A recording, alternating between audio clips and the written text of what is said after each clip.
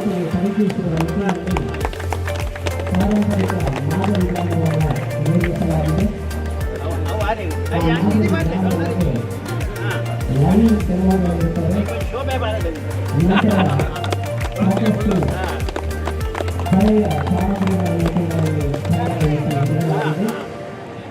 ಇದೆಲ್ಲವನ್ನ ಯುವಜನತೆಗೆ ಪರಿಚಯಿಸುವ ವಿಶಿಷ್ಟ ಕಲ್ಪನೆಯೊಂದಿಗೆ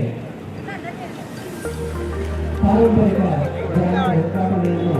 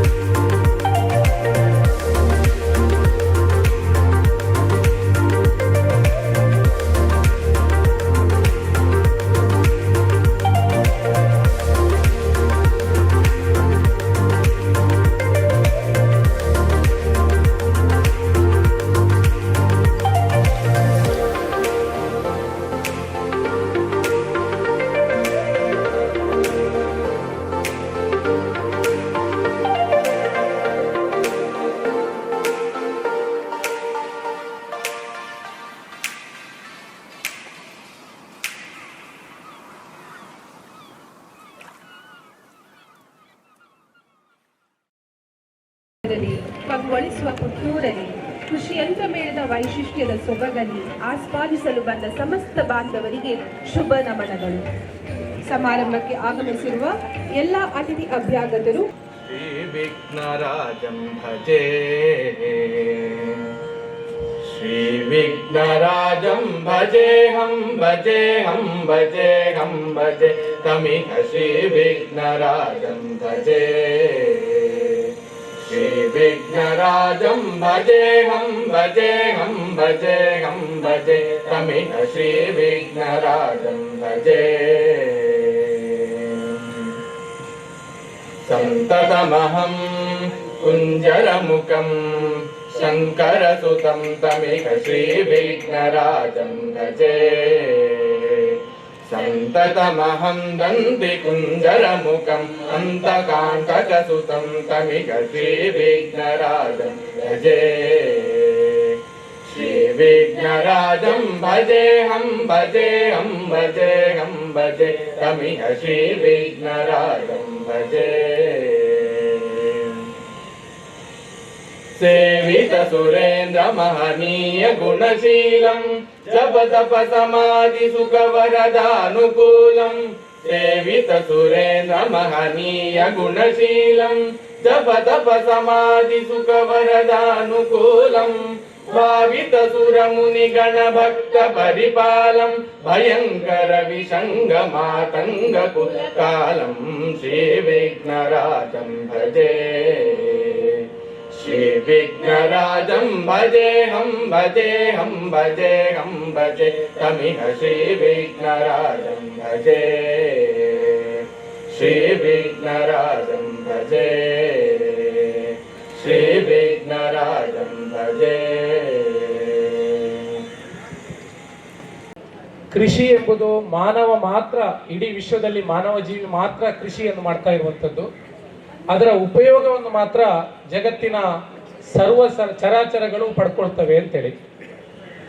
ವೇದಿಕೆಯಲ್ಲಿ ಉಪಸ್ಥಿತರಿರುವಂಥ ಎಲ್ಲ ಗಣ್ಯರೇ, ವೇದಿಕೆಯ ಮುಂಭಾಗದಲ್ಲಿರುವಂಥ ಹಿರಿಯರೇ, ಎಲ್ಲ ನಮ್ಮ ಸಂಸ್ಥೆಗಳ ಮುಖ್ಯಸ್ಥರೇ, ಕೃಷಿಕರೇ, ಬಂಧು ಭಗಿನಿಯರೇ, ಪ್ರೀತಿಯ ವಿದ್ಯಾರ್ಥಿ ಮಿತ್ರರೇ, ನಮ್ಮ ದಕ್ಷಿಣ ಕನ್ನಡದ ಸಹಕಾರಿ ಕ್ಷೇತ್ರದಲ್ಲಿ ಒಂದು ಅತ್ಯಂತ ದೊಡ್ಡ ಹೆಸರು ಅಂತ ಹೇಳಿದ್ರೆ ಕ್ಯಾಂಪ್ಕೋ. ಭಾರತದಾದ್ಯಂತ ಸಹಕಾರಿ ಸಂಸ್ಥೆಯಲ್ಲಿ ಒಂದು ಅತ್ಯುನ್ನತ ಸ್ಥಾನದಲ್ಲಿರುವಂಥ ಸಂಸ್ಥೆ ಕ್ಯಾಂಪ್ಕೋ ನಮ್ಮ ದಕ್ಷಿಣ ಕನ್ನಡದ ಎಲ್ಲ ಕೃಷಿಕರ ಹೆಮ್ಮೆಯ ಸಂಸ್ಥೆ. ಈಗ ಸುವರ್ಣ ಮಹೋತ್ಸವದ ಹೊತ್ತಿಲಲ್ಲಿ ಕ್ಯಾಂಪ್ಕೋ ಸಂಸ್ಥೆ ಇದೆ. ಈ ಸಂದರ್ಭದಲ್ಲಿ ಕ್ಯಾಂಪ್ಕೋ ಸಂಸ್ಥೆ ಮತ್ತು ದಕ್ಷಿಣ ಕನ್ನಡದ ವಿದ್ಯಾದಾನದಲ್ಲಿ ಅತಿ ದೊಡ್ಡ ಹೆಮ್ಮರವಾಗಿ ಬೆಳೆದಿರುವಂಥ ನಮ್ಮ ವಿವೇಕಾನಂದ ವಿದ್ಯಾವರ್ಧಕ ಸಂಘ ಮತ್ತು ARDF ಮಂಗಳೂರು ಅಂದರೆ ಅಡಿಕೆ ಅಭಿವೃದ್ಧಿ ಮತ್ತು ಸಂಶೋಧನಾ ಪ್ರತಿಷ್ಠಾನ ಜಂಟಿಯಾಗಿ ಆಯೋಜಿಸಿರುವಂಥದ್ದು ಈ ಒಂದು ಅದ್ಭುತವಾದ ಕೃಷಿ ಯಂತ್ರ ಮೇಳ. ಇವತ್ತು ನಾವು ಈ ಉದ್ಘಾಟನಾ ಸಮಾರಂಭಕ್ಕೆ ಎಲ್ಲರೂ ಸಾಕ್ಷಿಯಾಗಿದ್ದೇವೆ.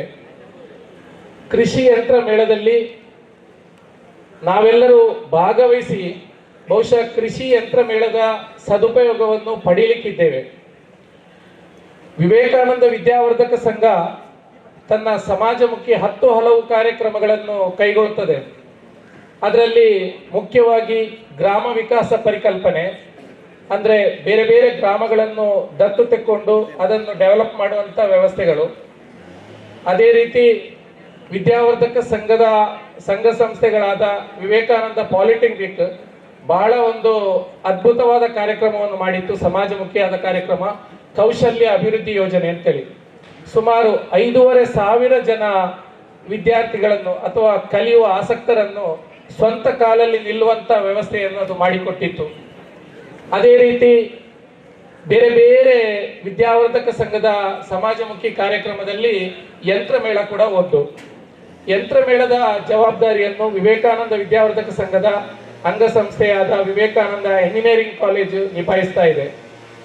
ಈ ಕಾರ್ಯಕ್ರಮದ ಉದ್ಘಾಟನಾ ವೇದಿಕೆಯಲ್ಲಿ ಉಪಸ್ಥಿತರಿರುವಂಥ ನಮ್ಮ ಊರಿನವರೇ, ನಮ್ಮ ಪುತ್ತೂರಿನ ಮಗಳಾದ ಶೋಭಾ ಕರಂದ್ಲಾಜೆಯವರು ಭಾರತ ಸರ್ಕಾರದ ಕೃಷಿ ಮತ್ತು ರೈತ ಅಭಿವೃದ್ಧಿ ಕಲ್ಯಾಣ ರಾಜ್ಯ ಸಚಿವೆ ಆಗಿರುವ ಶೋಭಾ ಕರಂದ್ಲಾಜೆಯವರು ನಮ್ಮೊಂದಿಗೆ ಇದ್ದಾರೆ. ಈಗ ಅವರು ಇಂದಿನ ಈ ಯಂತ್ರಮೇಳ ಕಾರ್ಯಕ್ರಮವನ್ನು ಉದ್ಘಾಟಿಸಿ ಈ ಸಮಾರಂಭದಲ್ಲಿ ಆಸೀನರಾಗಿದ್ದಾರೆ. ಅವರನ್ನು ನಾನು ಎಲ್ಲರ ಪರವಾಗಿ ಪ್ರೀತಿಪೂರ್ವಕವಾಗಿ ಸ್ವಾಗತಿಸ್ತಾ ಇದ್ದೇನೆ. ಅವರಿಗೆ ಕ್ಯಾಂಪ್ಕೋ ಸಂಸ್ಥೆಯ ಜನರಲ್ ಮ್ಯಾನೇಜರ್ ಆಗಿರುವ ಶ್ರೀಮತಿ ರೇಷ್ಮಾ ಮಲ್ಯ ಅವರು ಸ್ವಾಗತಿಸಬೇಕಾಗಿ ಕೇಳ್ಕೊಳ್ತೇನೆ.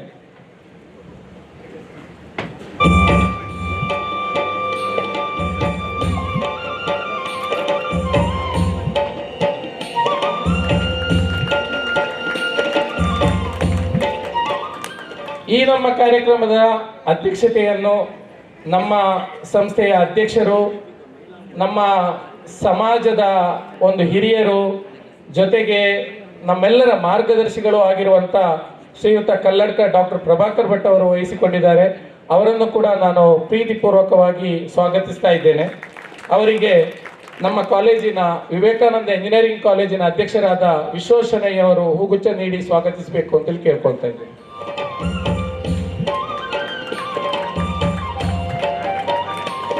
ಸುವರ್ಣ ಮಹೋತ್ಸವದ ಸಂಭ್ರಮದಲ್ಲಿರುವ ಕ್ಯಾಂಪ್ಕವನ್ನು ನಡೆಸ್ತಾ ಇರುವವರು ಕಿಶೋರ್ ಕುಮಾರ್ ಕುಡ್ಗಿಯವರು. ಅಧ್ಯಕ್ಷರಾಗಿ ಕ್ಯಾಂಪ್ಕೋ ಸಂಸ್ಥೆಯನ್ನು ರೈತರ ಹಿತರಕ್ಷಣೆ ಕಾಪಾಡುವ ನಿಟ್ಟಿನಲ್ಲಿ ಬಹಳ ಮುತುವರ್ಜಿ ವಹಿಸ್ತಾ ಇದ್ದಾರೆ. ಬಹುಶಃ ಈಗ ಅಡಿಕೆ ರೇಟ್ ಈ ರೀತಿ ತನ್ನ ದರವನ್ನು ಕಾಯ್ದುಕೊಳ್ಳಲಿಕ್ಕೆ ಕಾರಣ ಇದ್ದರೆ ಅದಕ್ಕೆ ಕ್ಯಾಂಪ್ಕೋ ಸಂಸ್ಥೆ. ಇದಕ್ಕೆ ಕಿಶೋರ್ ಕುಮಾರ್ ಕುಡ್ಗಿ ಅವರ ನೇತೃತ್ವದ ಎಲ್ಲ ಸದಸ್ಯರ ಸಹಯೋಗದಿಂದಾಗಿ ಈ ಒಂದು ಧಾರಣೆ ಆಗಲಿ ಕೃಷಿಕರ ಕೃಷಿಕರ ಕಾಪಾಡುವಿಕೆಯನ್ನು ಆಗ್ತಾ ಇದೆ. ಅವರು ಇಂದು ನಮ್ಮ ಜೊತೆ ಇದ್ದಾರೆ. ಅವರಿಗೆ ನಾನು ಪ್ರೀತಿಪೂರ್ವಕವಾಗಿ ಸ್ವಾಗತಿಸ್ತಾ ಇದ್ದೇನೆ. ಅವರಿಗೆ ವಿವೇಕಾನಂದ ಇಂಜಿನಿಯರಿಂಗ್ ಕಾಲೇಜಿನ ಕರೆಸ್ಪಾಂಡೆಂಟ್ ಆಗಿರುವಂಥ ಸುಬ್ರಹ್ಮಣ್ಯ ಭಟ್ TS ಅವರು ಹೂಗುಚ್ಛ ನೀಡಿ ಸ್ವಾಗತಿಸಬೇಕಾಗಿ ಕೇಳ್ಕೊಳ್ತೇನೆ.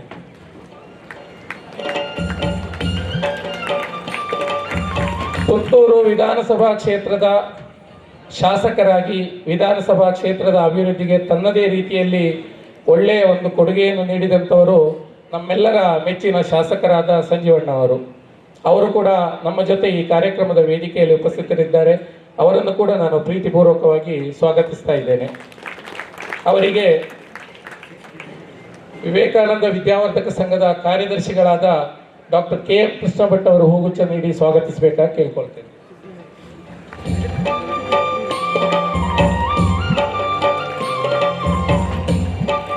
ಕ್ಯಾಂಪ್ಕೋ ಸಂಸ್ಥೆಯ ಅಧ್ಯಕ್ಷರಿಗೆ ಹಾಗೂ ಅವರ ಸಹಯೋಗಿಗಳಿಗೆ ಬೆನ್ನೆಲುಬಾಗಿ ಕೆಲಸ ಮಾಡ್ತಾ ಇರುವವರು ಕ್ಯಾಂಪ್ಕೋ ಸಂಸ್ಥೆಯ MD ಆಗಿರುವ ಶ್ರೀಯುತ ಕೃಷ್ಣಕುಮಾರ್ ಅವರು ಕೂಡ ಇವತ್ತು ನಮ್ಮ ಜೊತೆ ವೇದಿಕೆಯಲ್ಲಿದ್ದಾರೆ. ಅವರನ್ನು ಕೂಡ ನಾನು ಪ್ರೀತಿಪೂರ್ವಕವಾಗಿ ಸ್ವಾಗತಿಸ್ತಾ ಇದ್ದೇನೆ. ಅವರಿಗೆ ವಿವೇಕಾನಂದ ಇಂಜಿನಿಯರಿಂಗ್ ಕಾಲೇಜಿನ ಕೋಶಾಧಿಕಾರಿಯಾಗಿರುವಂಥ ಮುರಳೀಧರ್ ಭಟ್ ಬಂಗಾರಕ್ಕ ಅವರು ಹೂಗುಚ್ಛ ನೀಡಿ ಸ್ವಾಗತಿಸಬೇಕಾಗಿ ವಿನಂತಿಸ್ತೇನೆ. ಪಾರಂಪರಿಕ ಗ್ರಾಮ ಅಂತೇಳಿ ಹೇಳೋದು ವಿಶ್ವವಿದ್ಯಾನಿಲಯದ ಒಂದು ಕಲ್ಪನೆ. ಬಹುಶಃ ಈಗಿನ ಯಂಗರ್ ಜನರೇಷನ್ ಮಕ್ಕಳಿಗೆ ಬಹಳ ಅಗತ್ಯ ಇರುವಂಥದ್ದು. ನಮ್ಮ ಸಮಾಜ ನಡೆದು ಬಂದ ಹಾದಿಯನ್ನು ಬಿಂಬಿಸುವಂಥ ಅಥವಾ ನಮ್ಮ ಪೂರ್ವಜರು ಯಾವ ರೀತಿ ಇದ್ರು ಅಂತೇಳಿ ಹೇಳುವುದರ ಬಗ್ಗೆ ತೋರಿಸುವಂಥ ವ್ಯವಸ್ಥೆ ಪಾರಂಪರಿಕ ಗ್ರಾಮ. ಇದು ವಿಶ್ವವಿದ್ಯಾನಿಲಯದಿಂದ ಪ್ರವರ್ತಿತವಾದ ಪಾರಂಪರಿಕ ಗ್ರಾಮವನ್ನು ಉದ್ಘಾಟನೆ ಮಾಡಿ ನಮ್ಮ ಜೊತೆ ವೇದಿಕೆಯಲ್ಲಿದ್ದಾರೆ ಶ್ರೀಯುತ ಎಡಪಡಿ ತಾಯರು, ಮಂಗಳೂರು ವಿಶ್ವವಿದ್ಯಾನಿಲಯದ ಕುಲಪತಿಗಳು. ಅವರನ್ನು ಕೂಡ ನಾನು ಪ್ರೀತಿಪೂರ್ವಕವಾಗಿ ಸ್ವಾಗತಿಸ್ತಾ ಇದ್ದೇನೆ. ಅವರಿಗೆ ವಿವೇಕಾನಂದ ಇಂಜಿನಿಯರಿಂಗ್ ಕಾಲೇಜಿನ ಪ್ರಾಂಶುಪಾಲರಾದ ಡಾಕ್ಟರ್ ಮಹೇಶ್ ಪ್ರಸನ್ನ ಅವರು ಹೂಗುಚ್ಛ ನೀಡಿ ಸ್ವಾಗತಿಸಬೇಕು ಅಂತೇಳಿ ಕೇಳ್ಕೊಳ್ತೇನೆ.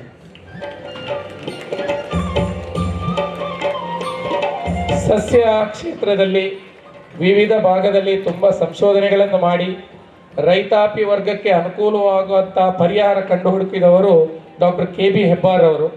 ಪ್ರಸ್ತುತ ಕಾಸರಗೋಡಿನ ICAR CPCRIನ ನಿರ್ದೇಶಕರಾಗಿದ್ದಾರೆ. ಅವರಿಂದು ನಮ್ಮ ಯಂತ್ರೋಪಕರಣ ಮಳಿಗೆಗಳನ್ನು ಉದ್ಘಾಟನೆ ಮಾಡಿದ್ದಾರೆ. ಅವರು ನಮ್ಮ ಜೊತೆ ವೇದಿಕೆಯಲ್ಲಿದ್ದಾರೆ. ಅವರನ್ನು ಕೂಡ ನಾನು ಪ್ರೀತಿಪೂರ್ವಕವಾಗಿ ಸ್ವಾಗತಿಸ್ತಾ ಇದ್ದೇನೆ. ಅವರಿಗೆ ನಮ್ಮ ಮೆಕ್ಯಾನಿಕಲ್ ಇಂಜಿನಿಯರಿಂಗ್ ಡಿಪಾರ್ಟ್ಮೆಂಟಿನ ಮುಖ್ಯಸ್ಥರಾದ ಮನುಜೇಶ್ ಅವರು ಬಂದು ಹೂಗುಚ್ಛ ನೀಡಬೇಕು ಅಂತೇಳಿ ಕೇಳ್ಕೊಳ್ತಾ ಇದ್ದೇನೆ.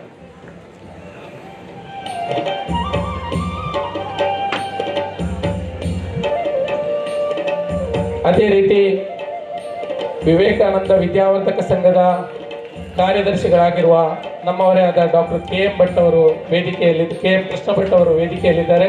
ಅವರನ್ನು ಕೂಡ ನಾನು ಪ್ರೀತಿಪೂರ್ವಕವಾಗಿ ಸ್ವಾಗತಿಸ್ತಾ ಇದ್ದೇನೆ. ಅವರಿಗೆ ವಿವೇಕಾನಂದ ಇಂಜಿನಿಯರಿಂಗ್ ಕಾಲೇಜಿನ ಆಡಳಿತ ಮಂಡಳಿಯ ನಿರ್ದೇಶಕರಾದ ಸಂತೋಷ್ ಕುತ್ತಮುಟ್ಟೆ ಅವರು ಹೂಗುಚ್ಛ ನೀಡಿ ಸ್ವಾಗತಿಸಬೇಕು ಅಂತೇಳಿ ಕೇಳ್ಕೊಳ್ತೇನೆ.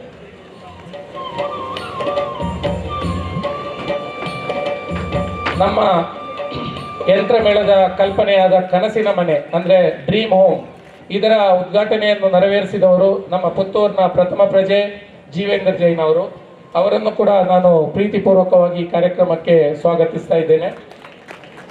ಅವರಿಗೆ ಡಾಕ್ಟರ್ ದೀಪಕ್ KB ಅವರು ಹೂಗುಚ್ಛ ನೀಡಿ ಸ್ವಾಗತಿಸಬೇಕು ಅಂತೇಳಿ ಕೇಳ್ಕೊಳ್ತೇನೆ. ಕ್ಯಾಂಪ್ಕೋ ಸಂಸ್ಥೆಯ ಉಪಾಧ್ಯಕ್ಷರಾದ ನನ್ನ ಸನ್ಮಿತರಾದ ಶಂಕರ್ ನಾರಾಯಣ್ ಭಟ್ ಖಂಡಿಗೆ ಅವರು ಕೂಡ ನಮ್ಮ ಜೊತೆ ವೇದಿಕೆಯಲ್ಲಿದ್ದಾರೆ. ಅವರನ್ನು ಕೂಡ ನಾನು ಪ್ರೀತಿಪೂರ್ವಕವಾಗಿ ಸ್ವಾಗತಿಸ್ತಾ ಇದ್ದೇನೆ. ಅವರಿಗೆ ಸಿವಿಲ್ ಇಂಜಿನಿಯರಿಂಗ್ ಡಿಪಾರ್ಟ್ಮೆಂಟಿನ ಪ್ರೊಫೆಸರ್ ಆನಂದ್ ಅವರು ಹೂಗುಚ್ಛ ನೀಡಿ ಸ್ವಾಗತಿಸಬೇಕು ಅಂತೇಳಿ ಕೇಳ್ಕೊಳ್ತೇನೆ. ನಮ್ಮ ಜೊತೆ ವೇದಿಕೆಯಲ್ಲಿ ಕ್ಯಾಂಪ್ಕೋ ಸಂಸ್ಥೆಯ ಜನರಲ್ ಮ್ಯಾನೇಜರ್ ಆದ ಶ್ರೀಮತಿ ರೇಷ್ಮಾ ಮಲ್ಯ ಅವರಿದ್ದಾರೆ. ಅವರಿಗೆ ಸಿವಿಲ್ ಇಂಜಿನಿಯರಿಂಗ್ ಡಿಪಾರ್ಟ್ಮೆಂಟಿನ ಸೌಮ್ಯ NJ ಅವರು ಹೂಗುಚ್ಛ ನೀಡಿ ಸ್ವಾಗತಿಸಬೇಕು ಅಂತ ಕೇಳ್ಕೊಳ್ತಾ ಇದ್ದೇನೆ.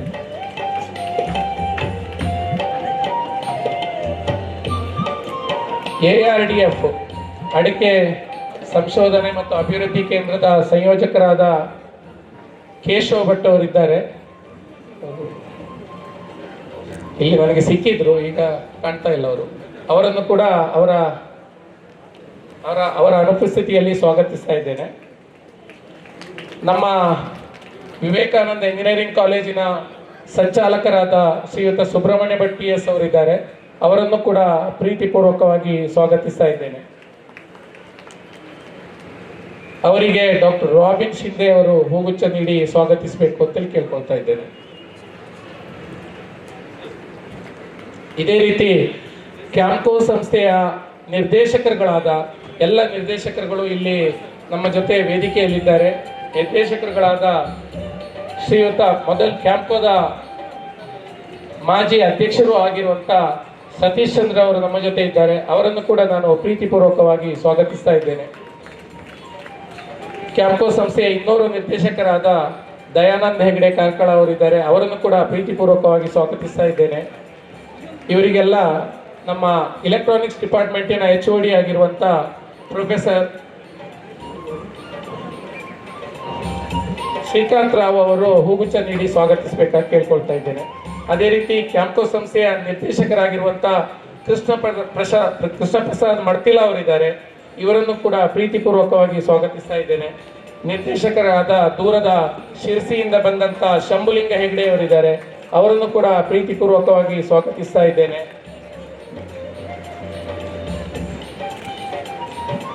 ಕ್ಯಾಂಪ್ಕೋ ಸಂಸ್ಥೆಯ ನಿರ್ದೇಶಕರಾದ ಬಾಲಕೃಷ್ಣ ರೈ ಅವರಿದ್ದಾರೆ. ಅವರನ್ನು ಕೂಡ ಪ್ರೀತಿಪೂರ್ವಕವಾಗಿ ಸ್ವಾಗತಿಸ್ತಾ ಇದ್ದೇನೆ. ಇವರಿಗೆ ಕೂಡ ಪ್ರೊಫೆಸರ್ ಶ್ರೀಕಾಂತ್ ರಾವ್ ಅವರು ಹೂಗುಚ್ಛ ನೀಡಿ ಸ್ವಾಗತಿಸಬೇಕಾಗಿ ಕೇಳ್ಕೊಳ್ತೇನೆ. ನಿರ್ದೇಶಕರಾದ ಜಯರಾಮ್ ಸರಳಾಯರ್ ಅವರನ್ನು ಕೂಡ ಪ್ರೀತಿಪೂರ್ವಕವಾಗಿ ಸ್ವಾಗತಿಸ್ತಾ ಇದ್ದೇನೆ. ನಿರ್ದೇಶಕರಾದ ಪದ್ಮರಾಜ್ ಪಟ್ಟಾಜಿ ಅವರಿದ್ದಾರೆ. ಅವರನ್ನು ಕೂಡ ಪ್ರೀತಿಪೂರ್ವಕವಾಗಿ ಸ್ವಾಗತಿಸ್ತಾ ಇದ್ದೇನೆ. ಇನ್ನೋರ್ವ ನಿರ್ದೇಶಕರಾದ ನಮ್ಮ ಊರಿನವರೇ ಆದ ಕೇದಿಲ ರಾಘವೇಂದ್ರ ಭಟ್ ಅವರಿದ್ದಾರೆ. ಇವರನ್ನು ಕೂಡ ಪ್ರೀತಿಪೂರ್ವಕವಾಗಿ ಸ್ವಾಗತಿಸ್ತಾ ಇದ್ದೇನೆ. ಇವರಿಗೆ ಸಿವಿಲ್ ಡಿಪಾರ್ಟ್ಮೆಂಟಿನ ಪ್ರೊಫೆಸರ್ ಆನಂದ್ ಅವರು ಹೂಗುಚ್ಛ ನೀಡಿ ಸ್ವಾಗತಿಸಬೇಕಾಗಿ ಕೇಳ್ಕೊಳ್ತಾ ಇದ್ದೇನೆ. ಕ್ಯಾಂಪ್ಕೋ ಸಂಸ್ಥೆಯ ಇನ್ನೋರ್ವ ನಿರ್ದೇಶಕರಾದ ರಾಧಾಕೃಷ್ಣ ಅವರಿದ್ದಾರೆ. ಅವರನ್ನು ಕೂಡ ಪ್ರೀತಿಪೂರ್ವಕವಾಗಿ ಸ್ವಾಗತಿಸ್ತಾ ಇದ್ದೇನೆ. ಇನ್ನೋರ್ವ ನಿರ್ದೇಶಕರಾದ ಸತ್ಯನಾರಾಯಣ ಪ್ರಸಾದ್ ಅವರಿದ್ದಾರೆ.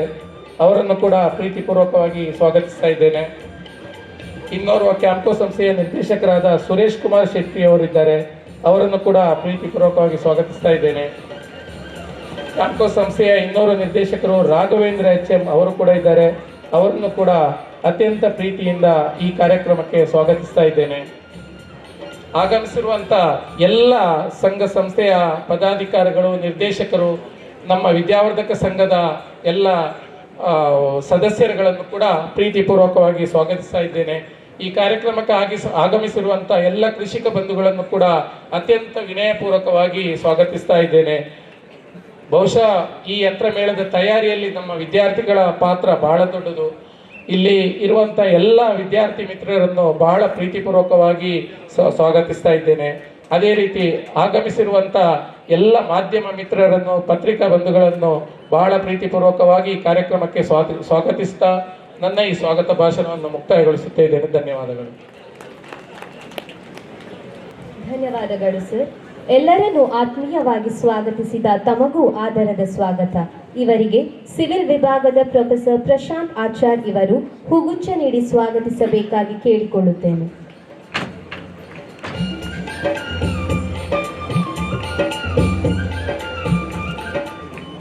ಪ್ರತಿಷ್ಠಿತ ಕ್ಯಾಂಪ್ಕೋ ಸಂಸ್ಥೆ ಸುವರ್ಣ ಮಹೋತ್ಸವದ ಸಂಭ್ರಮದಲ್ಲಿದೆ. ಕರ್ನಾಟಕ, ಕೇರಳ ರಾಜ್ಯಗಳಲ್ಲಿ ಮನೆ ಮಾತಾಗಿರುವ ಈ ಸಹಕಾರಿ ಸಂಸ್ಥೆಯ ಸಮಾಜಮುಖಿ ಕಾರ್ಯಗಳಿಗೆ ಅನುಗುಣವಾಗಿ ಈ ಬಾರಿಯ ಯಂತ್ರಮೇಳವನ್ನು ಅದ್ಧೂರಿಯಾಗಿ ನಡೆಸುತ್ತಿದ್ದೇವೆ. ಈ ಕಾರ್ಯಕ್ರಮದ ಹಿನ್ನೆಲೆಯ ಬಗ್ಗೆ ಪ್ರಾಸ್ತಾವಿಕವಾಗಿ ಮಾತನಾಡಲಿದ್ದಾರೆ ಕ್ಯಾಂಪ್ಕೋದ ವ್ಯವಸ್ಥಾಪಕ ನಿರ್ದೇಶಕರಾದ HM ಕೃಷ್ಣಕುಮಾರ್. ಎಲ್ಲರಿಗೂ ನಮಸ್ಕಾರಗಳು. ಪ್ರಪ್ರಥಮವಾಗಿ ಕ್ಯಾಂಪ್ಕೋ ಸಂಸ್ಥೆಯ ಸುವರ್ಣ ಮಹೋತ್ಸವದ ಅಂಗವಾಗಿ ನೆರೆದಿರ್ತಕ್ಕಂಥ ಎಲ್ಲ ಬಂಧು ಬಾಂಧವರಿಗೆ ಶುಭಾಶಯಗಳು ಹಾಗೂ ಶುಭಕಾಮನೆಗಳನ್ನು ತಿಳಿಸಲು ಇಚ್ಛೆಪಡುತ್ತೇನೆ. ಈ ಸಂದರ್ಭದಲ್ಲಿ ಇಂದು ನಾವು ಈ ಯಂತ್ರ ಮೇಳ ಈ ಕಾರ್ಯಕ್ರಮವನ್ನು ಆಯೋಜಿಸಿದ್ದೇವೆ. ಕ್ಯಾಂಪ್ಕೋ ಸಂಸ್ಥೆ ಹಾಗೂ Puttur Vivekananda engineering and technology ಈ ಸಂಸ್ಥೆಯ ಸಹಯೋಗದೊಂದಿಗೆ ಈ ಕಾರ್ಯಕ್ರಮವನ್ನು ಆಯೋಜಿಸಿದ್ದೇವೆ. ಈ ಸಂದರ್ಭದಲ್ಲಿ ಆಗಮಿಸಿರತಕ್ಕಂತಹ ಹಾಗೂ ಈ ಕಾರ್ಯಕ್ರಮದ ಅಧ್ಯಕ್ಷ ಸ್ಥಾನವನ್ನು ವಹಿಸಿಕೊಂಡಿರತಕ್ಕಂತಹ ಸನ್ಮಾನ್ಯ ಡಾಕ್ಟರ್ ಕರ್ಲಡ್ಕ ಪ್ರಭಾಕರ್ ಭಟ್ರವರೇ, ಸಚಿವರಾದಂಥ ಸನ್ಮಾನ್ಯ ಶೋಭಾ ಕರಂದ್ಲಾಜೆ ಅವರೇ, ಸಂಸ್ಥೆಯ ಅಧ್ಯಕ್ಷ ಶ್ರೀ ಕಿಶೋರ್ ಕುಮಾರ್ ಕೊಡ್ಗೆ ಅವರೇ, ಪುತ್ತೂರು ವಿಧಾನಸಭಾ ಕ್ಷೇತ್ರದ ಶಾಸಕರಾದಂಥ ಸಂಜೀವ್ ಮಠಂದೂರವರೇ, ಮಂಗಳೂರು ವಿಶ್ವವಿದ್ಯಾನಿಲಯದ ಉಪಕುಲಪತಿಗಳಾದಂಥ ಡಾಕ್ಟರ್ ಪಿ ಸುಬ್ರಹ್ಮಣ್ಯ ಎಡಪಡಿತಾರವರೇ, CPCRI ಕಾಸರಗೋಡು ಇದರ ನಿರ್ದೇಶಕರಾದಂಥ ಡಾಕ್ಟರ್ KP ಹೆಬ್ಬಾರ್ ಅವರೇ, ಪುತ್ತೂರು ನಗರಸಭೆಯ ಅಧ್ಯಕ್ಷರಾದಂಥ ಶ್ರೀ ಜೀವಂದರ್ ಜೈನ್ ರವರೇ, ಹಾಗೂ ವೇದಿಕೆಯಲ್ಲಿ ಉಪಸ್ಥಿತಿರುವ ಎಲ್ಲ ಗಣ್ಯರೇ, ಕ್ಯಾಂಪ್ಕೋ ಸಂಸ್ಥೆಯ ಗೌರವಾನ್ವಿತ ನಿರ್ದೇಶಕರುಗಳೇ ಹಾಗೂ ನೇರಿರತಕ್ಕಂಥ ಎಲ್ಲ ಬಂಧು ಬಾಂಧವರೇ, ಪುಟಾಣಿ ಮಕ್ಕಳೇ,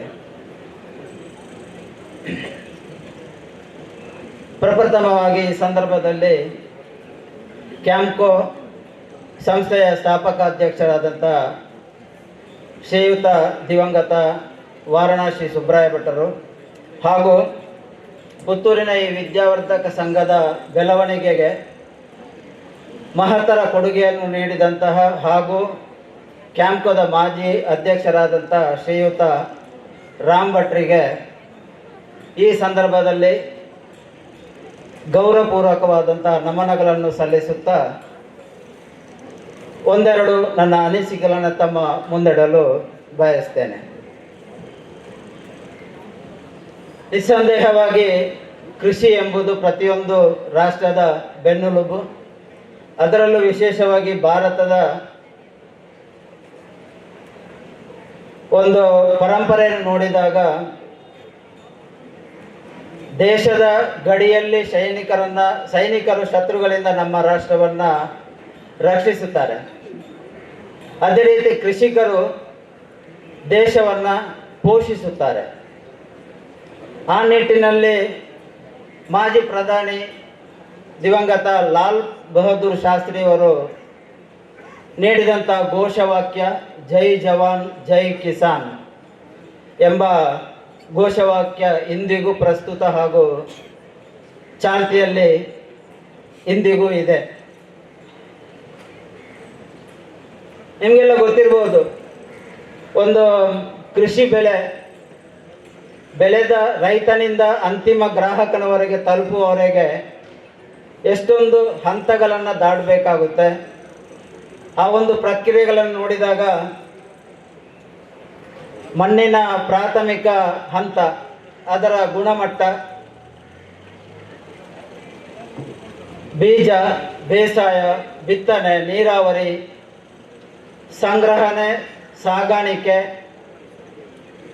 ಅದಕ್ಕಿಂತ ಮುಖ್ಯವಾಗಿ ಬೆಳೆದ ಬೆಳೆಗಳ ಅವಶೇಷಗಳ ನಿರ್ವಹಣೆ, ಮೌಲ್ಯವರ್ಧನೆ ಇತ್ಯಾದಿ ಹಲವು ಯಾವುದೇ ಒಂದು ಔದ್ಯೋಗಿಕ ಕ್ಷೇತ್ರದಲ್ಲಿ ಇಷ್ಟೊಂದು ಹಂತಗಳನ್ನು ನಾವು ಕಾಣಲಿಕ್ಕಿಲ್ಲ. ಅದರಿಂದ ನಮಗೆ ಅರ್ಥ ಆಗ್ತದೆ ಕೃಷಿ ಎಂಬುದು ಎಷ್ಟು ಒಂದು ಕಷ್ಟಕರವಾದಂಥ ಒಂದು ಕ್ಷೇತ್ರ ಎಂಬ ವಿಚಾರವನ್ನು ಈ ಒಂದು ಮೂಲಕ ನಾವು ಅರ್ಥೈಸಿಕೊಳ್ಬಹುದು. ಎಲ್ರಿಗೂ ಗೊತ್ತಿಗೆ ಪ್ರಾಚೀನ ಯುಗದಲ್ಲಿ ಪ್ರಾಣಿ ಶಕ್ತಿಯನ್ನು ಈ ಒಂದು ಕ್ಷೇತ್ರಕ್ಕೆ ಅಳವಡಿಸಿಕೊಳ್ತಾ ಇದ್ದನ್ನು ನಾವು ಕಾಣಬಹುದು. ತದನಂತರ ಸುಮಾರು 10,000 ವರ್ಷಗಳ ಹಿಂದೆ ಒಂದು ನಿರ್ದಿಷ್ಟ ಬದಲಾವಣೆಯನ್ನು ತಂದುಕೊಂಡು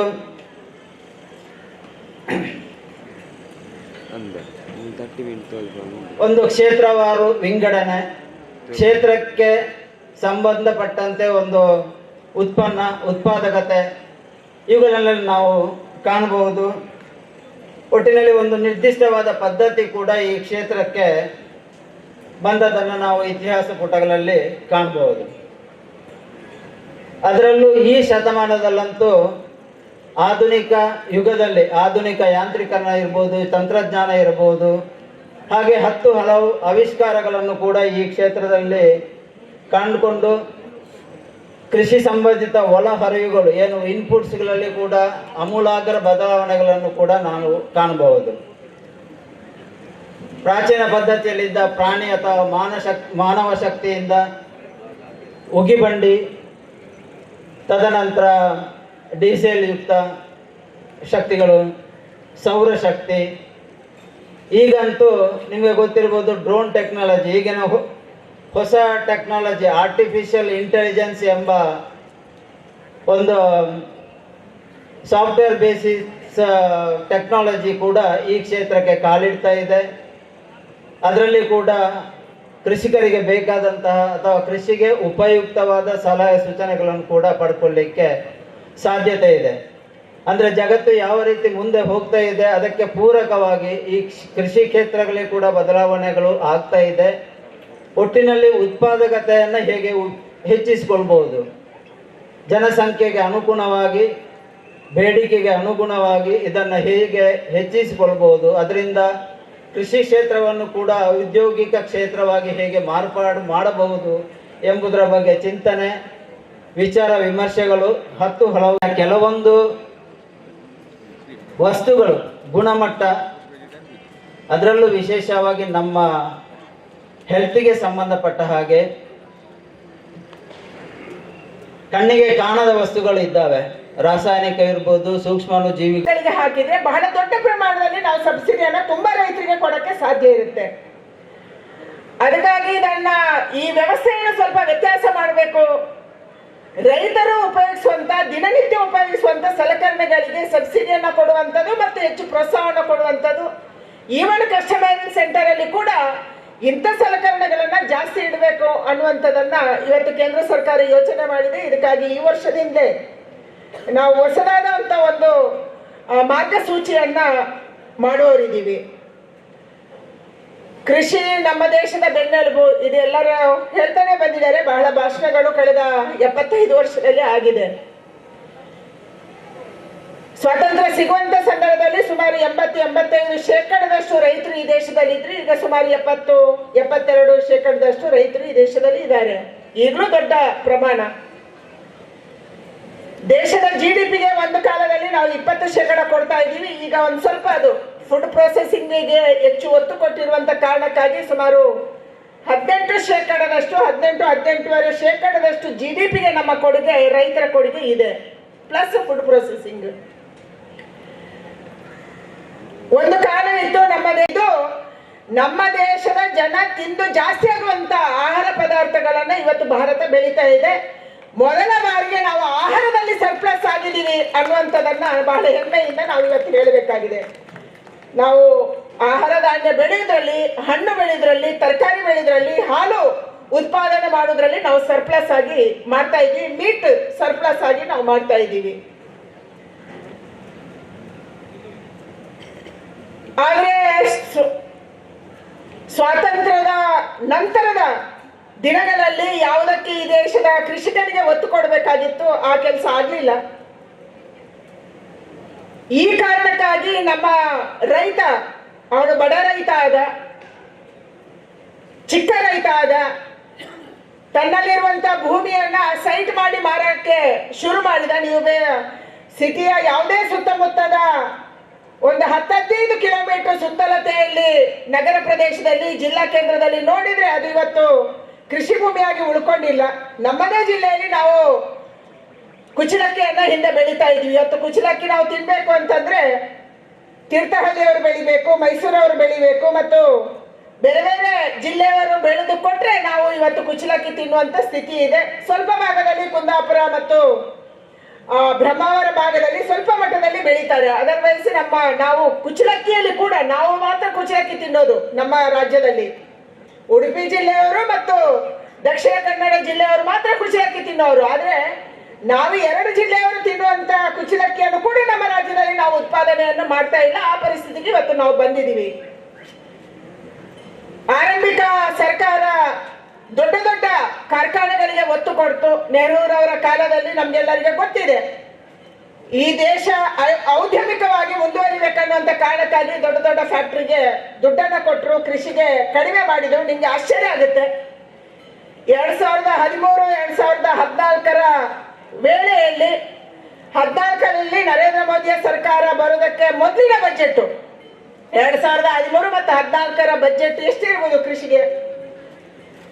70-75 ಭಾಗದಷ್ಟು ಅವತ್ತಿದ್ದಂತ ಕೃಷಿಕರ ಬಜೆಟ್, ಈ ದೇಶದ ಬಜೆಟ್ ಕೇವಲ 23,000 ಕೋಟಿ ರೂಪಾಯಿ. ರಿಸರ್ಚು, ಕೃಷಿ ಕೆಲಸಗಳು, ರಾಜ್ಯಗಳಿಗೆ ಹಂಚಿಕೆ, ಇದನ್ನೆಲ್ಲ ನೀವು ಯೋಚನೆ ಮಾಡ್ಬೋದು ಎಷ್ಟು ಬರ್ಬೋದು ರಾಜ್ಯಗಳಿಗೆ ಅಂತ ಹೇಳಿ. ಆದ್ರೆ ಇವತ್ತು ಅದು ಬೆಳೆದು ಬೆಳೆದು ಬೆಳೆದು ಈ ವರ್ಷದ ಕೃಷಿ ಬಜೆಟ್ ಮೊನ್ನೆ ನಿರ್ಮಲಾ ಸೀತಾರಾಮನ್ ಅವರು ಮಂಡನೆ ಮಾಡಿದಂತ ಕೃಷಿ ಬಜೆಟ್ 1,25,000 ಕೋಟಿ ರೂಪಾಯಿ ತನಕ ನಮ್ಮ ಕೃಷಿ ಬಜೆಟ್ ಇವತ್ತು ಏರಿಕೆ ಆಗಿದೆ. ನಮ್ಮ ICRಗೆ ಮತ್ತೆ ಹೆಚ್ಚುವರಿಯಾಗಿ ನಾವು ದುಡ್ಡನ್ನು ಕೊಡ್ತಾ ಇದ್ದೀವಿ. ನಮ್ಮ ರಿಸರ್ಚ್ ಇವತ್ತು ಬೇರೆ ಬೇರೆ ರೀತಿಯಲ್ಲಿ ಮುಂದುವರಿತಾ ಇದೆ. ಪ್ರಧಾನಿಯವರು ರಿಸರ್ಚ್ಗೆ ಹೆಚ್ಚು ಒತ್ತು ಕೊಡಬೇಕನ್ನುವಂಥದ್ದನ್ನು ಹೇಳಿದ್ದಾರೆ. ಯಾಕಂದ್ರೆ ಕ್ಲೈಮೇಟ್ ಚೇಂಜ್ ಇವತ್ತು ಇದೆ ಪ್ರಪಂಚದ ಒಂದು ದೊಡ್ಡ ಚರ್ಚೆಯ ವಿಚಾರ. ಯಾವ ವಾತಾವರಣದಲ್ಲಿ ವ್ಯತ್ಯಾಸಗಳು ಕಂಡು ಬರುತ್ತೆ, ಮಳೆ ಬಂದ್ರೆ ಮಳೆನೇ ಬರುತ್ತೆ, ಬಿಸಿಲು ಬಂದ್ರೆ ಬಿಸಿಲೇ ಬರುತ್ತೆ, ನೀರಿನ ಕೊರತೆ ಆಗ್ತಾ ಇದೆ. ಆ ಕಾರಣಕ್ಕಾಗಿ ಇವತ್ತು ಕ್ಲೈಮೇಟ್ ರೆಸಿಲಿಯಂಟ್ ವೆರೈಟೀಸ್ ಅನ್ನ ಸಂಶೋಧನೆ ಮಾಡಬೇಕು ಅನ್ನುವಂತ ಕಾರಣವನ್ನ ಕೊಟ್ಟು ಇವತ್ತು ICRನ ವಿಜ್ಞಾನಿ ಇಲ್ಲೇ ಇದ್ದಾರೆ. ನಮ್ಮ ICR ಕ್ಲೈಮೇಟ್ ರೆಸಿಲಿಯಂಟ್ ವೆರೈಟಿಗಳನ್ನ, ಹೈ ಯೀಲ್ಡಿಂಗ್ ವೆರೈಟಿಗಳನ್ನ, ಅಂದ್ರೆ ಹೆಚ್ಚು ಉತ್ಪಾದನೆ ಮಾಡುವಂತ ವೆರೈಟಿಗಳನ್ನ, ಕ್ಲೈಮೇಟ್ ರೆಸಿಲಿಯಂಟ್ ಅಂದ್ರೆ ಯಾವುದೇ ಹವಾಗುಣಕ್ಕೆ ಒಗ್ಕೊಳ್ಳುವಂತ ವೆರೈಟಿಗಳನ್ನ, ಗಿಡಗಳನ್ನ, ಬೀಜವನ್ನ ನಾವು ಉತ್ಪಾದನೆ ಮಾಡಬೇಕು. ಇದಕ್ಕೆ ಕ್ಲೈಮೇಟ್ ರೆಸಿಲಿಯಂಟ್ ವೆರೈಟೀಸ್ ಅಂತ ಹೇಳ್ತಾರೆ. ಹೆಚ್ಚು ಉಷ್ಣ ಬಂದರೂ ಅದು ಸಹಿಸಿಕೊಳ್ಳುವಂತ ವೆರೈಟಿಗಳು ಇವತ್ತು ಭತ್ತದಲ್ಲಿ ಬಂದಿದೆ, ಬೇರೆ ಬೇರೆ ತೋಟಗಾರಿಕಾ ಬೆಳೆಯಲ್ಲಿ ಬಂದಿದೆ, ಹಣ್ಣುಗಳಲ್ಲಿ ಬಂದಿದೆ, ತರಕಾರಿಯಲ್ಲಿ ಬಂದಿದೆ. ಅದು ಉಷ್ಣ ಆದ್ರೂ ಸಹಿಸಿಕೊಳ್ಳುತ್ತೆ, ಅಥವಾ ಶೀತ ಪ್ರದೇಶದಲ್ಲಿ ಹೆಚ್ಚು ಶೀತ ಆದ್ರೂ ಕೂಡ ಅದನ್ನ ಸಹಿಸಿಕೊಳ್ಳುವಂತ ವೆರೈಟಿಗಳನ್ನ ಕಂಡು ಹಿಡಿಬೇಕು ಅಂತ ಹೇಳಿ ಇವತ್ತು ನಮ್ಮ ದೇಶದಲ್ಲಿ ಸುಮಾರು ನಮ್ಮ ಸರ್ಕಾರ ಬಂದ ಮೇಲೆ 1,255ಕ್ಕಿಂತಲೂ ಹೆಚ್ಚು ಈ ರೀತಿಯ ವೆರೈಟಿಗಳನ್ನ ಈ ದೇಶದಲ್ಲಿ ನಾವು ಕಂಡು ಹಿಡಿದಿದ್ದೀವಿ. ಅಂದ್ರೆ ಅಷ್ಟೊಂದು ದೊಡ್ಡ ಪ್ರಮಾಣದಲ್ಲಿ ಇವತ್ತು ಕ್ಲೈಮೇಟ್ ರೆಸಿಲಿಯಂಟ್ ವೆರೈಟೀಸ್ ಬಂದಿದೆ, ಹೈವೇ ಯೀಲ್ಡಿಂಗ್ ವೆರೈಟೀಸ್ ಬಂದಿದೆ. ನಮ್ಮ ತೆಂಗುವಲ್ಲಿ ಅಥವಾ ನಮ್ಮ ಅಡಿಕೆಯಲ್ಲಿ ಹೈ ಯೀಲ್ಡಿಂಗ್ ಕೊಡುವಂತದನ್ನ ಹೇಗೆ ನಾವು ಈ ಪ್ರದೇಶಕ್ಕೆ ಅನುಗುಣವಾಗಿ ಸಂಶೋಧನೆ ಮಾಡಬಹುದು, ಆ ರೀತಿಯ ಬೀಜ ಮತ್ತು ಗಿಡಗಳನ್ನ ತಯಾರು ಮಾಡಬಹುದು ಅನ್ನೋದ್ರ ಬಗ್ಗೆ ಇವತ್ತು ಕೇಂದ್ರ ಸರ್ಕಾರ ಒತ್ತು ಕೊಡ್ತಾ ಇದೆ. ಹೈ ಡೆನ್ಸಿಟಿ ವೆರೈಟಿಯನ್ನ, ಹೈ ಡೆನ್ಸಿಟಿ ಅಂದ್ರೆ ಹಿಂದೆ ನೀವು ಕಾಶ್ಮೀರದ ಆಪಲ್ ನ ಗಿಡ ನೋಡಿದ್ರೆ ಗಿಡ ಇರ್ಲಿಲ್ಲ, ಅದು ಮರ ಇರ್ತಿತ್ತು, ದೊಡ್ಡ ದೊಡ್ಡ ಮರ. ಅದಕ್ಕೆ ಇಷ್ಟು ಅಂತರದಲ್ಲಿ ಹಾಕ್ಬೇಕು ಅಂತಿತ್ತು. ಯಾವ್ದಾದ್ರು 2 ಎಕರೆಯಲ್ಲಿ ಕೃಷಿ ಮಾಡ್ತಾನೆ ಅಂದ್ರೆ ಒಂದು 100 ಗಿಡ ಹಿಡಿತಿತ್ತು ಅಷ್ಟೇ. ಆದ್ರೆ ಈಗ ಆ ತರ ಇಲ್ಲ. ಹೈ ಡೆನ್ಸಿಟಿ ವೆರೈಟಿ ಅಂದ್ರೆ ಚಿಕ್ಕ ಗಿಡದಲ್ಲಿ ಹತ್ರ ಹಾಕಿ ಕೂಡ ಅದೇ ರೀತಿಯ ಈಲ್ಡನ್, ಅದರ 4 ಪಟ್ಟು 5 ಪಟ್ಟು ಈಲ್ಡನ್ನ ತೆಗೆಯುವಂತ ಹೈ ಡೆನ್ಸಿಟಿ ವೆರೈಟಿಯನ್ನ ಕೂಡ ಇವತ್ತು ನಮ್ಮ ICR, ನಮ್ಮ ಯೂನಿವರ್ಸಿಟಿಗಳು, ನಮ್ಮ KVKಗಳು ಈ ದೇಶದಲ್ಲಿ ಕಂಡು ಹಿಡಿದಿದ್ದಾರೆ. ಅಂದ್ರೆ ಆ ರೀತಿಯ ಒಂದು ಬೇರೆ ಬೇರೆ ರೀತಿಯ ಹೊಸದಾದ ರೀತಿಯ ಸಂಶೋಧನೆಯನ್ನ ಮಾಡೋದಕ್ಕೆ ಇವತ್ತು ಕೇಂದ್ರ ಸರ್ಕಾರ ನರೇಂದ್ರ ಮೋದಿ ಅವರ ನೇತೃತ್ವದಲ್ಲಿ, ನರೇಂದ್ರ ಸಿಂಗ್ ತೋಮರ್ ಅವರ ನೇತೃತ್ವದಲ್ಲಿ ಇವತ್ತು ನಮ್ಮ ICR ಮತ್ತು ನಮ್ಮ ರಾಜ್ಯ ಸರ್ಕಾರದ ಯೂನಿವರ್ಸಿಟಿಗಳಿಗೆ ಒತ್ತು ಕೊಡುವಂಥದ್ದನ್ನ, ಹಣವನ್ನು ಕೊಡುವಂಥದ್ದನ್ನ, ನಮ್ಮ ವಿಜ್ಞಾನಿಗಳನ್ನ ಪ್ರೋತ್ಸಾಹ ಮಾಡುವಂಥದ್ದನ್ನ, ಬೇರೆ ಬೇರೆ ದೇಶಕ್ಕೆ ಹೋಗಿ, ಅದು ಇಸ್ರೇಲ್ ಟೆಕ್ನಾಲಜಿ ಇರ್ಬೋದು ಅಥವಾ ಅಮೆರಿಕದ ಆಪಲ್ ಇರ್ಬೋದು, ಅಲ್ಲೇ ಆಪಲ್ನ ವೆರೈಟಿಗಳನ್ನ ಇಲ್ಲಿಗೆ ತಂದು, ಇಂಡೋನೇಷ್ಯಾದ ಆಪಲ್ ವೆರೈಟಿ, ಅಮೆರಿಕದ ಆಪಲ್ ವೆರೈಟಿಗಳನ್ನು ಕೂಡ ಅಂತ ಬೇರೆ ಬೇರೆ ರೀತಿಯ ಫ್ರೂಟ್ಸಿನ ವೆರೈಟಿಗಳನ್ನು ಕೂಡ ನಮ್ಮ ದೇಶಕ್ಕೆ ತಂದು, ನಮ್ಮ ದೇಶದಲ್ಲಿ ಇನ್ನೂ ಸುಧಾರಿತ ಮಾಡಿ, ಇನ್ನೂ ಅದನ್ನು ಹೆಚ್ಚು ಒಳ್ಳೆಯ ಗುಣಮಟ್ಟದಲ್ಲಿ ಮಾಡಿ ಕೊಡುವಂತದನ್ನ ಇವತ್ತು ಕೇಂದ್ರ ಸರ್ಕಾರ ಮಾಡ್ತಾ ಇದೆ. ನನಗೆ ಅನ್ಸುತ್ತೆ ಇವತ್ತು ನಾವಿಲ್ಲಿ ನಿಂತಾಗ ಮಾತಾಡಬೇಕಾದ್ದು ನಮ್ಮ ಅಡಿಕೆ ಬಗ್ಗೆ, ನಮ್ಮ ತೆಂಗಿನ ಬಗ್ಗೆ. ಯಾಕಂದ್ರೆ ನಾವು ಅಡಿಕೆ ಮತ್ತು ತೆಂಗು ಬೆಳೆಗಾರರು. ಬೇರೆ ಯಾವುದೇ ನಾನು ಮಿಲ್ಲೆಟ್ಸ್ ಬಗ್ಗೆ ಹೇಳಿದ್ರೆ ನಿಮ್ಗೆ ಅರ್ಥ ಆಗಲ್ಲ. ಇದು ಇಂಟರ್ನ್ಯಾಷನಲ್ ಇಯರ್ ಆಫ್ ಮಿಲ್ಲೆಟ್ಸ್, ಅದಕ್ಕೆ ನಾನು ಒಂದು ಅಂಶ ಹೇಳಲೇಬೇಕು. ಹಿಂದೆ ನಮ್ಮ ಕಾಲದಲ್ಲಿ, ಹಿರಿಯರ ಕಾಲದಲ್ಲಿ ಕೂಡ ನಾವು ರಾಗಿ ಗಂಜಿ ಅಂತ ಕುಡಿತಾ ಇದ್ವಿ. ಆಮೇಲೆ ನಮ್ಗೆ ಅನ್ನಿಸ್ತು ರಾಗಿ ಗಂಜಿ ಕುಡಿಯೋರು ಬಡವರು ಅಂತ ಹೇಳಿ. ಆ ರೀತಿ ಒಂದು ಪ್ರಚಾರ ಇತ್ತು. ಯಾರು ರಾಗಿ ತಿಂತಾರೆ ಅವ್ರು ಬಡವರು, ಯಾರು ಜೋಳ ತಿಂತಾರೆ ಅವ್ರು ಬಡವರು, ಯಾರು ನವಣೆ ತಿಂತಾರೆ ಅವ್ರು ಬಡವರು. ನಮ್ಮಲ್ಲಿ ಉತ್ತರ ಕರ್ನಾಟಕ ಹೋದಾಗ ಒಬ್ರು ರೈತರು ಭಾಷಣ ಮಾಡಿದ್ರು. ನಾವು ಬಡವರಿದ್ವಿ, ನಮ್ಮ ತಾತನ ಕಾಲಕ್ಕೆ, ನಂಗೆ ಇನ್ನೂ ನೆನಪಿದೆ. ನಾವು ತಿಂತಾ ಇದ್ದಿದ್ದು ಜೋಳನೇ. ಆದ್ರೆ ಯಾವ್ದೋ ಮೀಟಿಂಗ್ ಹೋಗ್ಬೇಕು, ಕಟ್ಟೆಯಲ್ಲಿ ಕೂತ್ರು ಮೀಟಿಂಗ್ ಮಾಡ್ಬೇಕು ಅಂದ್ರೆ ಮೀಸೆ ಮೇಲೆ ಒಂದು ಅನ್ನದ ಅಗಲನ್ನು ಇಟ್ಕೊಂಡು ಹೋಗ್ತಿದ್ವಿ. ಯಾಕಂದ್ರೆ ನಾವು ಅನ್ನ ತಿಂದಿದೀವಿ ಅಂತ ಜನಕ್ಕೆ ಗೊತ್ತಾಗ್ಬೇಕು ಅಂತ ಹೇಳಿ ಅಂದ್ರೆ ಆ ರೀತಿಯ ಒಂದು ಪರಿಸ್ಥಿತಿ ನಮ್ಮ ಹಳ್ಳಿಗಳಲ್ಲಿ ಇತ್ತು. ಅದರ ಭಾಷಣದಲ್ಲಿ ಆ ರೈತ ಪಾಪ ಹೇಳ್ಕೊಂಡಿದ್ರು. ಆದ್ರೆ ಇವತ್ತು ರಾಗಿ, ಜೋಳ, ನವಣೆ, ಸಿರಿಧಾನ್ಯಗಳು ಶ್ರೀಧಾನ್ಯ ಆಗಿದೆ. ಮೊನ್ನೆ ಬಜೆಟ್ ಅಲ್ಲಿ ಇದಕ್ಕೆ ನಿರ್ಮಲಾ ಸೀತಾರಾಮನ್ ಅವರು ಹೊಸ ಹೆಸರು ಕೊಟ್ಟಿದ್ದಾರೆ, ಶ್ರೀಧಾನ್ಯ ಅಂತ ಹೇಳಿ. ಈ ಸಿರಿಧಾನ್ಯವನ್ನ ಶ್ರೀಮಂತರು ತಿನ್ನುವಂತ ಆಹಾರ ಅಂತ ಆಗಿದೆ. ಆ ರೀತಿಯ ಒಂದು ಆಹಾರವನ್ನ ಇವತ್ತು ಕೊಡಬೇಕು ಅಂತ ಹೇಳಿ ಪ್ರಪಂಚಕ್ಕೆ ಯಾವುದು ಒಳ್ಳೆಯದು ಅದನ್ನ ಭಾರತಕ್ಕೆ ಬೇರೆಯವರಿಗೆ ಕೊಡಬೇಕು ಅಂತ ಯೋಚನೆ ಮಾಡುತ್ತೆ. ಅದಕ್ಕಾಗಿ ನಮ್ಮ ಹಿರಿಯರು ವಸುದೈವ ಕುಟುಂಬಕ್ಕಂತ ಹೇಳಿದ್ರು. ಯೋಗ ಒಳ್ಳೆಯದು, ನಮ್ಮ ಪ್ರಧಾನಿ ಇಡೀ ಪ್ರಪಂಚಕ್ಕೆ ಅದನ್ನು ಪರಿಚಯ ಮಾಡಿದ್ರು. ಆಯುರ್ವೇದ ಒಳ್ಳೆಯದು, ಇಡೀ ಪ್ರಪಂಚಕ್ಕೆ ನಮ್ಮ ಪ್ರಧಾನಿಯವರು ಅದನ್ನ ಪ್ರಚಾರ ಮಾಡ್ತಾ ಇದ್ದಾರೆ. ಈಗ ನಮ್ಮ ಹಿರಿಯರು ಹೇಳಿದ್ರು ಸಿರಿಧಾನ್ಯ ಒಳ್ಳೆಯದು ಅಂತ. ಯಾಕಂದ್ರೆ ನಮ್ಮ ಮಕ್ಕಳು ಗ್ಲೂಟೋನ್ ಫ್ರೀ ಆಹಾರವನ್ನ ತಿನ್ನೋದು ಬಿಟ್ಟಿದ್ದಾರೆ, ವೆಯ್ಟ್ ಜಾಸ್ತಿ ಆಗುತ್ತೆ ಅಂತ ಹೇಳಿ, ಆರೋಗ್ಯಕ್ಕೆ ಒಳ್ಳೆಯದು ಅಲ್ಲ ಅಂತ ಹೇಳಿ. ಗ್ಲೂಟೋನ್ ಯಾವ್ದ್ರಲ್ಲಿದೆ? ಗ್ಲೂಟೋನ್ ನಮ್ಮ ಗೋಧಿಯಲ್ಲಿ ಅತ್ಯಂತ ಹೆಚ್ಚಿರುವಂಥದ್ದು. ಗೋಧಿ ನಮ್ಮ ದೇಶದ ಆಹಾರ ಪದ್ಧತಿ ಅಲ್ಲ. ಕಾಲಕ್ರಮದಲ್ಲಿ ನಮ್ಗೆ ಆಹಾರ ಇಲ್ಲದಂತ ಸಂದರ್ಭದಲ್ಲಿ ಗೋಧಿ ನಮ್ಮ ದೇಶಕ್ಕೆ ಬಂತು. ಇವತ್ತು ಗೋಧಿನೇ ಬೆಳೀತಾ ಇದ್ದಾರೆ. ನಾವು ಕುಚ್ಚಲಕ್ಕಿ ತಿಂತೀವಿ, ಆದ್ರೆ ಕೆಲವು ಜಿಲ್ಲೆಗಳಲ್ಲಿ 100% ಅವರ ಅನ್ನ ಇಷ್ಟೇ ತಿಂತಾರೆ, ಬಾಕಿ ಇಡೀ ಹೊಟ್ಟೆ ತುಂಬಿಸುವುದು ಅವರು ಗೋಧಿ ಅಥವಾ ಚಪಾತಿಯಲ್ಲೇ ಹೊಟ್ಟೆ ತುಂಬಿಸ್ತಾರೆ. ಇದರಿಂದ ಆರೋಗ್ಯಕ್ಕೆ ಒಳ್ಳೆಯದು ಅಲ್ಲ ಅಂತ ಪ್ರಪಂಚದ ಎಲ್ಲಾ ವಿಜ್ಞಾನಿಗಳು ಹೇಳಿದಂತ ಸಂದರ್ಭದಲ್ಲಿ ಇವತ್ತು ನಮ್ಮ ಯಂಗ್ ಜನರೇಷನ್ ಗ್ಲೂಟೋನ್ ಫ್ರೀ ಆಹಾರ ಬೇಕು ಅಂತ ಕೇಳ್ತಿದ್ದಾರೆ. ಗ್ಲೂಟೋನ್ ಫ್ರೀ ಯಾವುದು? ಗ್ಲೂಟೋನ್ ಫ್ರೀ ಅದು ನಮ್ಮ ಸಿರಿಧಾನ್ಯ. ಅದಕ್ಕಾಗಿ ನಮ್ಮ ಪ್ರಧಾನಿ ಅವರು ಯುಎನ್ನಲ್ಲಿ ಈ ಒಂದು ವಿಚಾರವನ್ನು ತಗೊಂಡೋದ್ರು ಯುನೈಟೆಡ್ ನೇಷನ್ಸ್ ಆರ್ಗನೈಸೇಷನ್ಗೆ. ಅಲ್ಲಿ 2 ವರ್ಷಗಳ ಹಿಂದೆ ಪ್ರಸ್ತಾಪವನ್ನು ಸಲ್ಲಿಸಿದ್ರು. ನಮ್ಮ ದೇಶ ಆರೋಗ್ಯಕರವಾಗಿತ್ತು, ಯಾಕಂದ್ರೆ ನಾವು ಸಿರಿಧಾನ್ಯ ತಿಂತಾ ಇದ್ವಿ, ಮಿಲ್ಲೆಟ್ಸ್ ತಿಂತಾ ಇದ್ವಿ.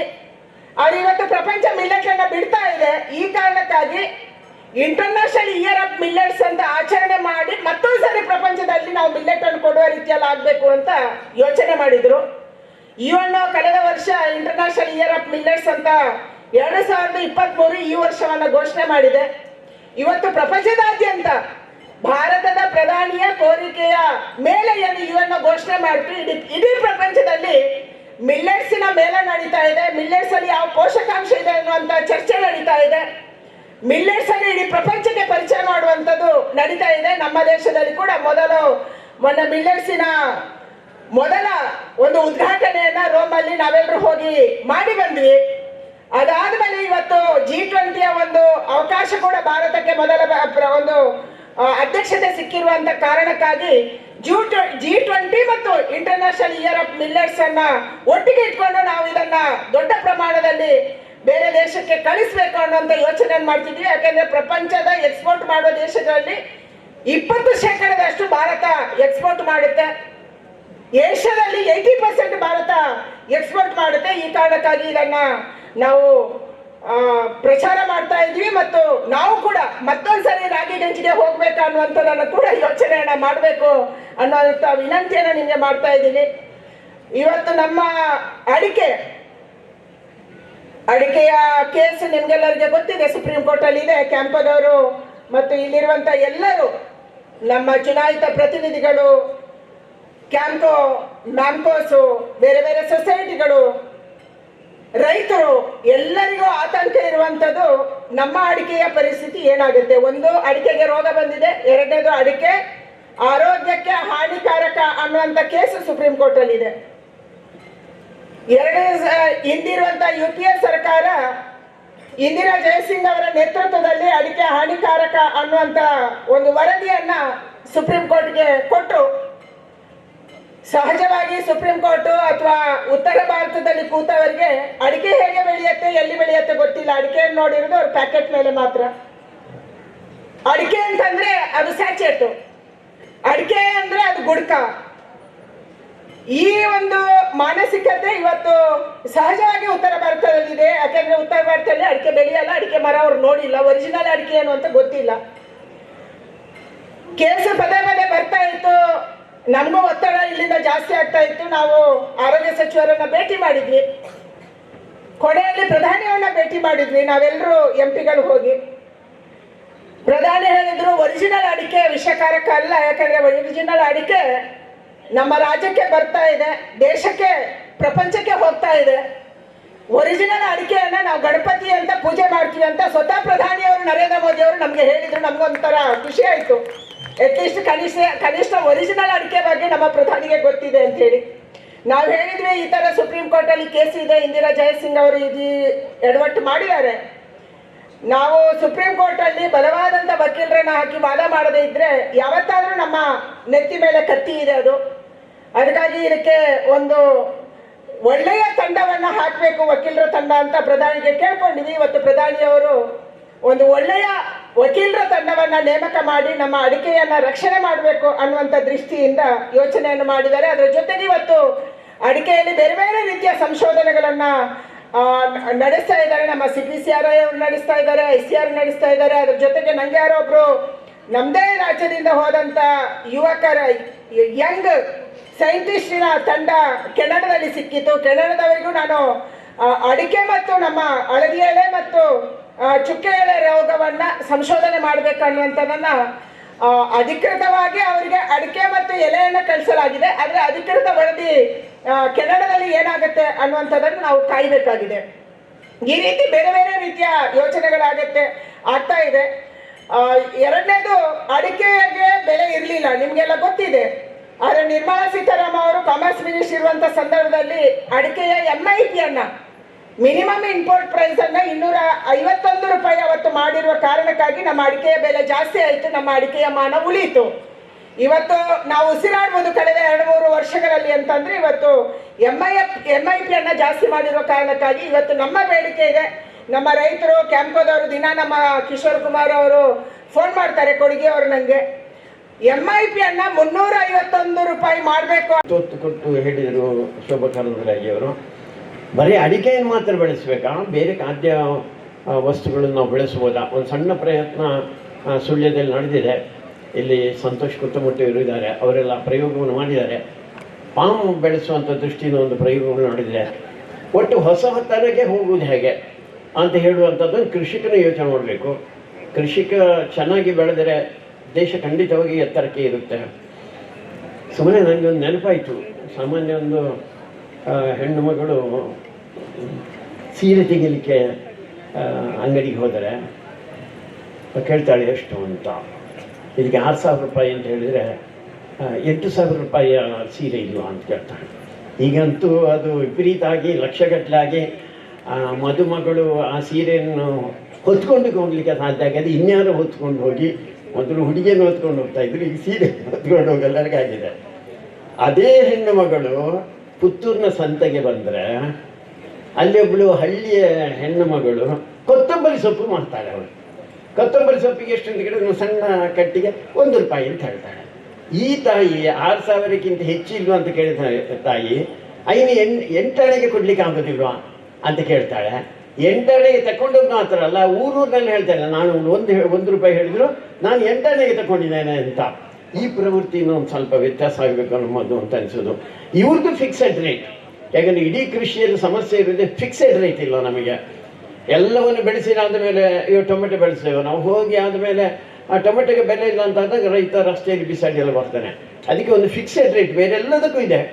ಕೃಷಿಗೂ ಏನಾದರೂ ಆ ರೀತಿ ಮಾಡುವಂಥದ್ದು ನನ್ನೊಂದು ಯೋಚನೆ. ನನಗೆ ಅನಿಸೋದೆ ನರೇಂದ್ರ ಮೋದಿ ಅವರು ಮುಂದಿನ ದಿನಗಳಲ್ಲಿ ಅದಕ್ಕೆ ಯೋಜನೆ ತರ್ತಾರೆ. ಈಗ ಅಡಿಕೆ ಬಗ್ಗೆನೂ ಅವರು ಹೇಳಿದ್ದಾರೆ, ಆ ರೀತಿ ಒಂದು ಮಿನಿಮಮ್ ಪ್ರೈಸ್ ಇಡಬೇಕು ಅಂತ. ಎಲ್ಲದಕ್ಕೂ ಇಡೋದ್ರ ಮುಖಾಂತರ ಕೃಷಿಕನ ಬದನ್ನು ಹನಸು ಮಾಡೋದು ಹೇಗೆ, ಅವನ ಕನಸನ್ನು ನನಸು ಮಾಡೋದು ಹೇಗೆ. ಇಲ್ಲಿ ಕನಸಿನ ಒಂದು ಮನೆ ಇದೆ, ಸಿರಿಧಾನ್ಯಗಳ ಬಗ್ಗೆ ಇದೆ, ಸಾವಯವ ಕೃಷಿಗಳ ಬಗ್ಗೆ ಇದೆ. ಮುಂದಿನ ದಿನಗಳಲ್ಲಿ ಇವೇ ಕೆಲಸ ಮಾಡಿದೆ. ಒಂದು ಬೇರು, ಒಂದು ಅದರ ಕಾಂಡ ಮತ್ತು ಎಲೆ ಮತ್ತು ಅದರ ಹೂ ಹಣ್ಣುಗಳು, ಇದೆಲ್ಲವನ್ನು ಇಟ್ಟುಕೊಂಡು ಈ ರೀತಿ ಯೋಜನೆ ಮಾಡಿದೆ, ಒಂದು ಸಾಕಾರ ಮಾಡಿದೆ. ಎಲ್ಲರಿಗೂ ವಿವೇಕಾನಂದ ವಿದ್ಯಾವರ್ಧಕ ಸಂಘದಿಂದ ಎಲ್ಲರಿಗೂ ಧನ್ಯವಾದ. ಶೋಭಾ ಕರಂದ್ಲಾಜೆ ಪಾರ್ಲಿಮೆಂಟನ್ನು ಬಿಟ್ಟು ಈ ಕಾರ್ಯಕ್ಕೆ ಬಂದಾಳೆ. ಅವಳ ಊರಿನ ಕಾರ್ಯ ಅದು, ಬರೀ ನಮ್ಮದು ಮಾತ್ರಲ್ಲ, ಅವಳ ಊರಿನ ಕಾರ್ಯ ಕೂಡ. ಎಲ್ಲರಿಗೂ ನನ್ನ ವಿವೇಕಾನಂದ ವಿದ್ಯಾವರ್ಧಕ ಸಂಘದ ಪರವಾಗಿ ಅಭಿನಂದಿಸಿ ನಾನು ಮಾತನ್ನು ಮುಗಿಸ್ತೇನೆ. ಒಂದೇ ಮಾತಾಡ ಧನ್ಯವಾದಗಳು ಸರ್. ವಿವೇಕಾನಂದ ಪುತ್ತೂರಿನ ವಿವೇಕಾನಂದ ವಿದ್ಯಾವರ್ಧಕ ಸಂಘದ ಆವರಣದಲ್ಲಿ, ಸುಂದರ ಕಾಲೇಜಿನ ಆವರಣದಲ್ಲಿ ಕೃಷಿ ಯಂತ್ರಮೇಳ ನಡೀತಾ ಇದೆ. ಬಹಳ ಖುಷಿಯಾಗಿದೆ. ಕೃಷಿಕರಿಗೆ ಬೇಕಾಗಿರುವಂತಹ ಹಲವಾರು ಯಂತ್ರೋಪಕರಣಗಳನ್ನು ಇಲ್ಲಿ ಪ್ರದರ್ಶನಕ್ಕಿಟ್ಟಿದ್ದಾರೆ. ಅದರ ಪ್ರಾಯೋಗಿಕತೆ ಇಲ್ಲಿ ನಡೀತಾ ಇದೆ. ನನಗೆ ಅನಿಸುತ್ತೆ ಈ ಭಾಗದ ಎಲ್ಲ ಕೃಷಿಕರು ಇಲ್ಲಿ ಬಂದು ನೋಡಬೇಕು. ಅವರವರ ತೋಟದಲ್ಲಿ ಉಪಯೋಗಿಸಬಹುದಾದಂತಹ ಯಾವ ಯಂತ್ರಗಳನ್ನು ಅವರು ತಗೊಂಡು ಕೃಷಿಯನ್ನ ಇಷ್ಟು ಇನ್ನೂ ಸುಲಭವಾಗಿ ಮಾಡ್ಬೋದು ಮತ್ತು ಲಾಭದಾಯಕ ಮಾಡ್ಬೋದು ಅನ್ನುವಂಥದ್ರ ಬಗ್ಗೆ ಯೋಚನೆ ಮಾಡಬೇಕು. ದಯಮಾಡಿ ನಮ್ಮ ರೈತರು ಕೃಷಿ ಯಂತ್ರೋಪಕರಣಗಳನ್ನು ಬಳಕೆ ಮಾಡಿ ಹೆಚ್ಚು ಲಾಭವನ್ನು ಪಡ್ಕೋಬೇಕು ಅನ್ನುವಂಥ ವಿನಂತಿಯನ್ನು ಮಾಡ್ತೀನಿ. ದಯಮಾಡಿ ಇಲ್ಲಿ ಬನ್ನಿ, ಇಲ್ಲಿ ನೋಡಿ ಇದರ ಪ್ರದರ್ಶನವನ್ನು ನೋಡಿ ಕೃಷಿ ಮಾಡಿ ಮತ್ತು ಖರೀದಿ ಮಾಡಿ ದಯಮಾಡಿ.